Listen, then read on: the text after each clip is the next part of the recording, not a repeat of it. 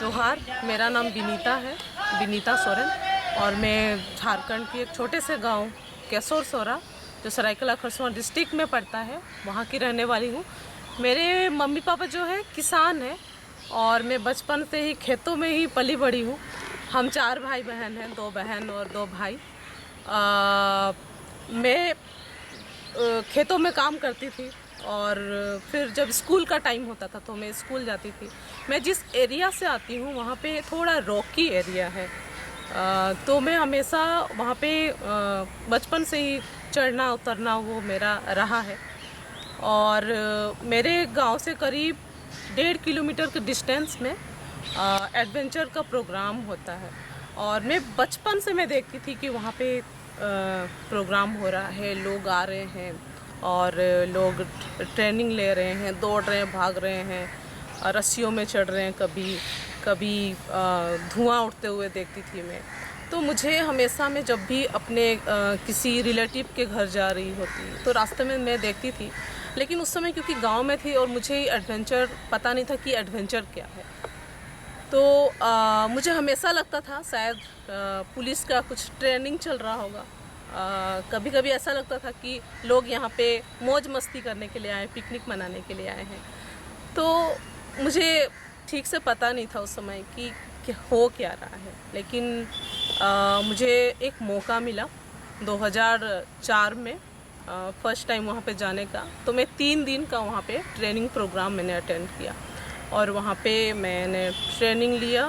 मैं बचपन से ही अपने गांव में रही हूँ और मुझे वेदर जो भी प्राकृतिक जो चीज़ें हैं, पेड़ पौधे और पत्थर वगैरह, ये सारा मुझे बहुत पसंद है और मैं बहुत नज़दीक रही हूँ, जैसे मैं आप लोगों को बता रही हूँ। तो मुझे कभी शहर की तरफ आना नहीं था और मुझे अभी भी अगर सही में आप पूछे तो मुझे शहरों में रहना बिल्कुल अच्छा नहीं लगता है। लेकिन जब मैं 3 दिन का मैं वहाँ पे ट्रेनिंग प्रोग्राम के लिए जब 2004 में मैं गई तो उस समय बहुत उत्सुकता मेरे अंदर जागी कि क्या मैं और कुछ सीख सकती हूँ पहाड़, क्योंकि हम जहाँ पे रहते हैं हमें ऐसा लगता था कि हम गांव में है। मुझे भी बहुत बचपन में जब मैं अपनी गांव में थी और मैं जब भी हेलीकॉप्टर ऊपर से जाते हुए देखती थी या ऐसे लोगों से कभी मिलती थी, न्यूज़पेपर में कहीं देखती थी, तो मुझे लगता था क्या कभी मैं भी अपना पहचान बना पाऊँगी, क्या कभी लोग विनीता सोरेन को जानेंगे कि विनीता सोरेन कौन है। मैं 7 साल तक मैंने अलग अलग ट्रेनिंग प्रोग्राम में हिस्सा लिया और इसके लिए ज़रूरी था मुझे शहरों में आना, क्योंकि ये जो एडवेंचर एक्टिविटी है, जब तक आप वहाँ जाएंगे नहीं जहाँ से आपको ट्रेनिंग मिल सके, जहाँ पे आपको भेजा जा सके, ऐसे जगह पे जहाँ पे ट्रेनिंग आप ले सके और बेहतर होके अपने लक्ष्य की ओर थोड़ा आप आगे जा सकते हैं। तो ये मुझे लगा उस समय कि मुझे जाना है, जुड़ना है और कुछ जानकारी लेना है तो मुझे शहर की तरफ जाना पड़ेगा। मेरी गुरु मैडम बैचेंद्री पाल, जो भारत की प्रथम महिला है जिन्होंने माउंट एवरेस्ट फतह किया था 1984 में, वो मेरी प्रेरणा रही है। जब मैं पहली बार उनसे मिली उस समय भी मैं जब उनको देखी और उनको हग किया, तो गले लगाया, उनकी बातें सुनी, मुझे आज भी वो दिन याद है, क्योंकि मुझे विश्वास नहीं हो रहा था अपनी आंखों में कि मैं उनसे मिल पा रही हूँ, उनसे बातें कर पा रही हूँ, उनके बारे में मैं सुन पा रही हूँ। क्योंकि हम बिल्कुल भी कभी, मैं जमशेदपुर भी कभी नहीं आई थी, उस समय की बात मैं बता रही हूँ, जब मुझे पता ही नहीं था कि शहर कैसा होता है, कभी निकले ही नहीं थे। ट्रेन तो मैंने कभी देखा नहीं था, बस फ़ोटो में देखा था जब मैं पढ़ाई की थी। और माउंट एवरेस्ट की अगर बात करें तो मैं 5 क्लास, जब मैं 5 क्लास में पढ़ती थी उस समय छोटी सी एक स्टोरी आती थी, हम लोगों का जो बुक हुआ करता था उस समय, उसमें तेंजिंग हिलेरी कैसे वो लोग एवरेस्ट क्लाइंब कर रहे हैं। तो बस उतनी ही जानकारी मेरे पास थी, लेकिन मुझे जानना था और ज़्यादा, और उत्सुकता बढ़ती गई जब मैंने 3 दिन का ट्रेनिंग प्रोग्राम लिया था। तो अच्छा लगा, ये ज़रूरत था मुझे जाके सीखने का। और करीब मैं अपनी पढ़ाई भी साथ ही साथ कर रही थी, तो साथ साथ में मेरा पढ़ाई भी और ये एडवेंचर एक्टिविटी भी चल रहा था।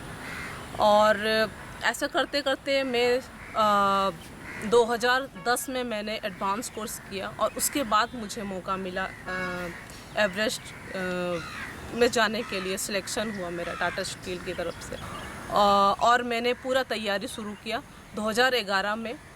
मैं दरवा टॉप जो गढ़वाल में पड़ता है वहाँ पे जो टाटा स्टील का ट्रेनिंग प्रोग्राम हुआ करता था, तो वहाँ पे मैं करीब 13,000 फीट तक, वहाँ पे एक दिन में करीब 4,000 फीट से 13,000 फीट तक अप डाउन करती थी एक दिन में, जो बहुत मुश्किल होता था। जो नॉर्मल ट्रेनिंग प्रोग्राम के लिए जो लोग जाते थे वो लोग 4-5 दिन में वहाँ पहुँचते थे। तो पूरे पत्थर वगैरह डाल के और करीब 25 kg अपने पीठ में ढो के मैं जाती थी, और हर दिन ज़्यादा से ज़्यादा मैं मेहनत करती थी कि मैं, क्योंकि मुझे पता था एवरेस्ट उतना आसान नहीं है। एवरेस्ट की जो हम लोगों का जो तैयारी तो लगभग कंप्लीट हो गया था, पूरा हो गया था। हम लोगों को अब जिस सपना को मतलब 7 साल से हम देख रहे थे उसको छूने का समय आ गया था। हम लोग 26 मार्च को जमशेदपुर से हम लोग निकले थे, और करीब 26 मार्च को यहाँ पे निकलने के बाद दिल्ली गए, देन काठमांडू, फिर वहाँ पे कुछ हम लोगों ने शॉपिंग वगैरह करके फिर जीरी करके एक जगह है जो जहाँ से हम लोगों ने मेन ट्रैकिंग शुरू किया था।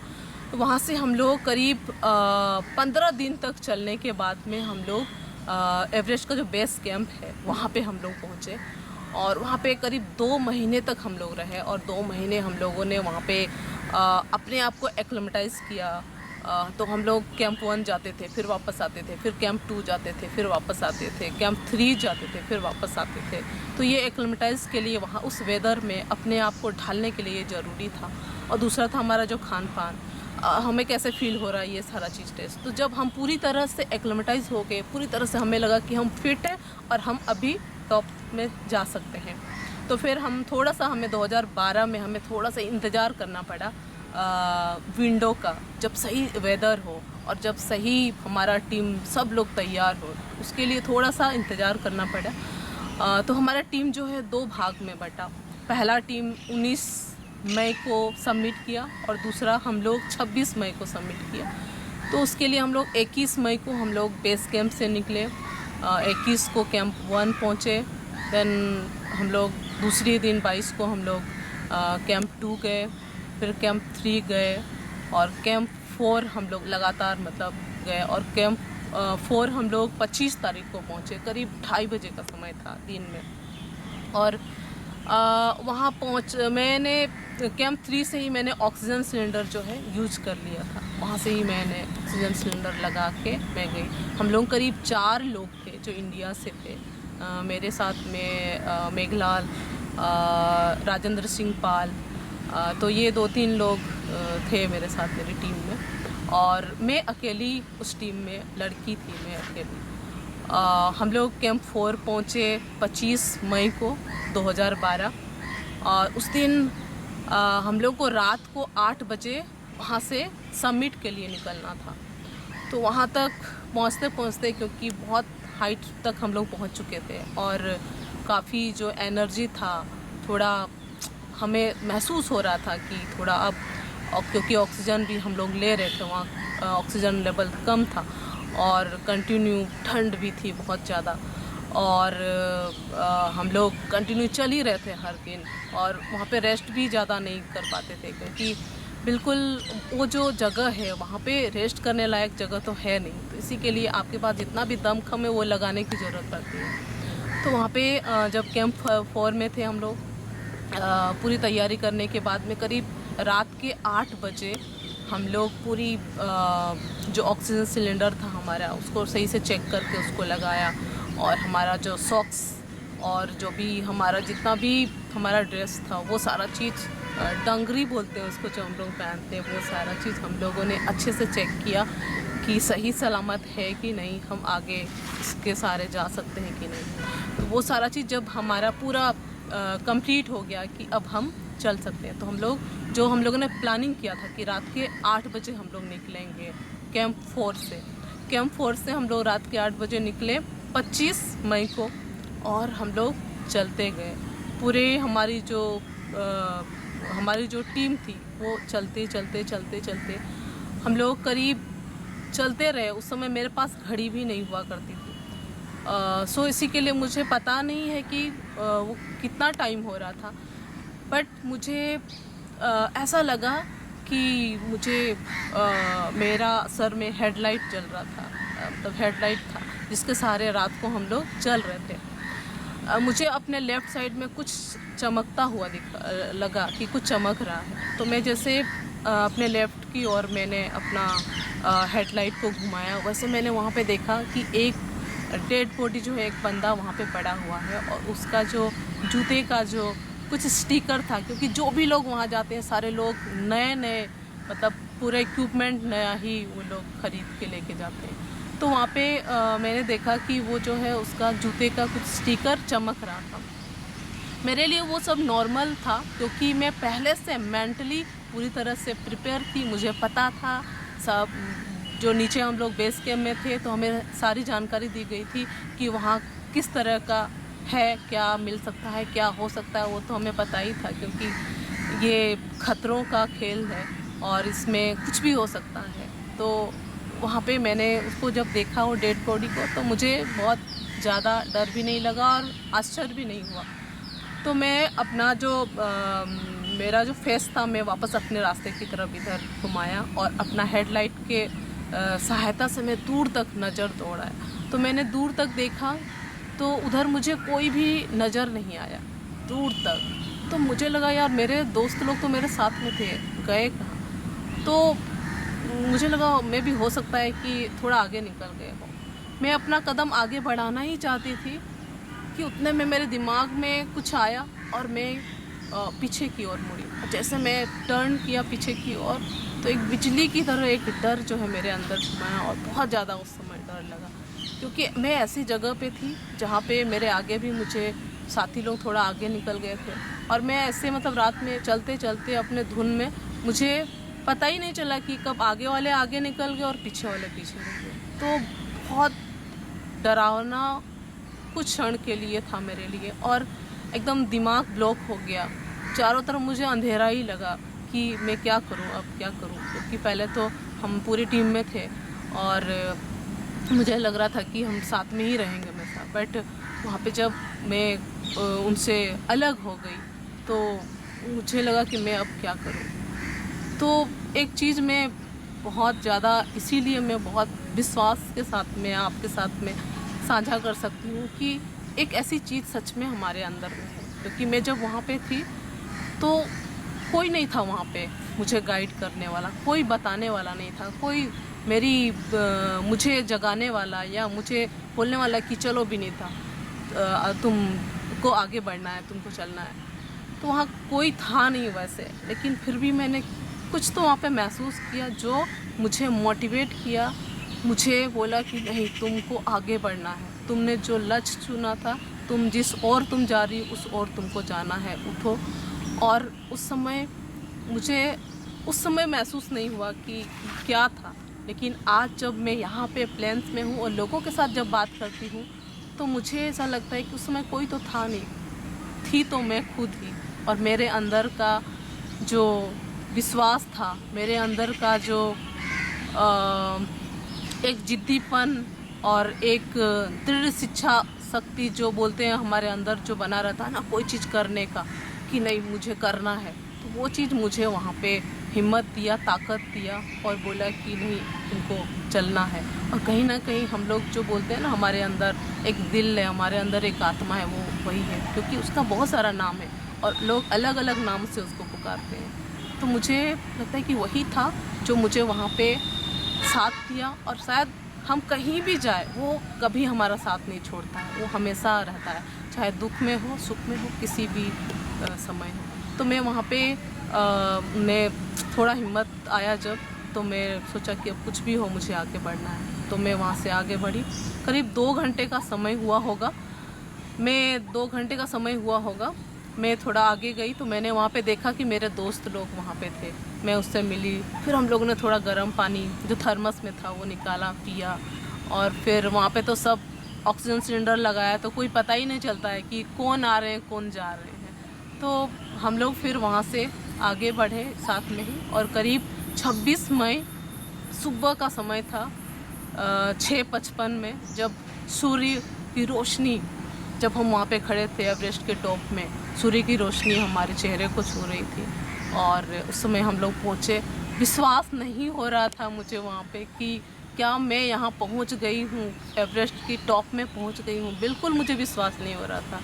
और वहाँ पे हम लोगों ने फ़ोटो वोटो खींचा और जैसे मैं बोलती हूँ कि मुझे सच में विश्वास नहीं हो रहा था कि मैं पहुँच गई हूँ कि नहीं पहुँची हूँ। तो एक मैं हमेशा एक सॉन्ग है जो मैं लोगों के साथ में शेयर करती हूँ, क्योंकि मैं जब लोगों के साथ में बात करती हूँ तो मेरे अंदर जो खुशी है, मेरे अंदर जो वो जब आप मेहनत करते हो उसका जब आपको फल मिलता है तो कैसे मतलब महसूस होता है। रियली मैं उस समय मुझे लग रहा था कि अभी मैंने कर दिखाया। अभी मेरे घर वालों को, मेरे मम्मी पापा जिस उम्मीद से उन लोगों ने मुझे एक मौका दिया था, एक आदिवासी लड़की होने के बावजूद भी मुझे जो घर से निकलने दिया था, मुझ पर जो विश्वास किया था, मुझे लग रहा था कि उस पर मेरी गुरु मैडम बचेंद्री पाल, उन्होंने जितना विश्वास के साथ मुझे एक मौका दिया था और मुझे इस और जो उन्होंने हाथ बढ़ा के मुझे आगे बढ़ाया था कि तुम कर सकती हो, मुझे लगा कि उनकी उम्मीदों पे मैं खरी उतरी हूँ और मैंने ये कर दिखा। रियली आप विश्वास नहीं करेंगे, उस समय मेरी आंखों से खुशी के आंसू निकल रहे थे, मैं रो रही थी उस समय और पता नहीं चल रहा था कि मैं रो रही थी कि क्या चल रहा था। बट रियली और आज भी मुझे बहुत अच्छा लगता है ये सोच के, या जब भी मैं लोगों से बात करती हूँ। और 2 लाइन है जो मैं टॉप में जब भी मतलब थी तो लोगों के साथ जब भी बात करती हूँ तो मुझे ऐसा लगता है कि लाइक ऐसे मतलब महसूस हो रहा था, क्योंकि चारों तरफ बादल ही बादल थे और जैसे होता है ना कि परियां नाच रही हैं और हम लोग ऊपर में हैं बादल में।